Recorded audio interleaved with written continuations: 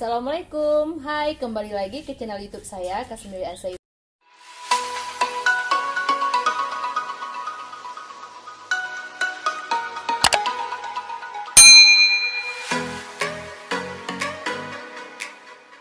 Hari ini saya mau buat tutorial kupu-kupu dari kertas origami. Bahannya gampang, hanya kertas origami dan gunting.